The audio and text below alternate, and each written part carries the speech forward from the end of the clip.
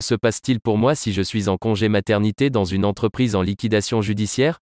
Si votre employeur ne l'a pas fait préalablement, il convient d'en informer immédiatement le mandataire judiciaire en lui transmettant la copie de votre arrêt maternité.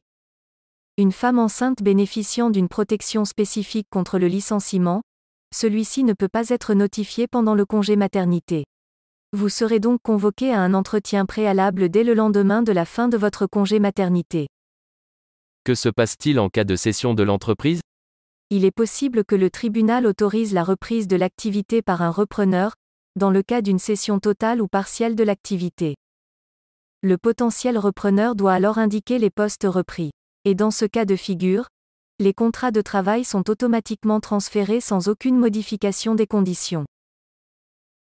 Les salariés non repris sont alors licenciés pour motif économique par le mandataire judiciaire et le coût des licenciements pris en charge par l'AGS. Comment puis-je bénéficier de la portabilité de la mutuelle santé et prévoyance? Vous pouvez conserver le bénéfice de votre régime de prévoyance santé, pendant la période d'indemnisation du chômage, dans un délai de 12 mois maximum, dans la limite de la durée de votre dernier contrat de travail. Il y a 2 conditions, sous réserve que le contrat ne soit pas rompu avant l'ouverture de la procédure, la liquidation soit en mesure de payer les cotisations. Pensez à retourner le coupon réponse qui vous sera remis après l'entretien. Quel est le rôle du représentant des salariés? Vérifier les relevés de créances salariales et contrôler les versements effectifs aux salariés. Tenir informer les salariés du déroulement de la procédure. Il est le relais d'information entre les salariés, le tribunal et les organes de la procédure. En cas de contestation des états de créance, il peut assister le salarié devant le Conseil des prud'hommes.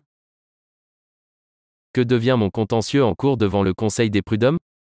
Si vous êtes actuellement en contentieux avec votre employeur devant le Conseil des prud'hommes, ce contentieux se poursuit normalement. Il convient néanmoins d'en informer le mandataire judiciaire en communiquant toutes les informations utiles à ce titre et notamment, le nom de l'avocat qui vous représente.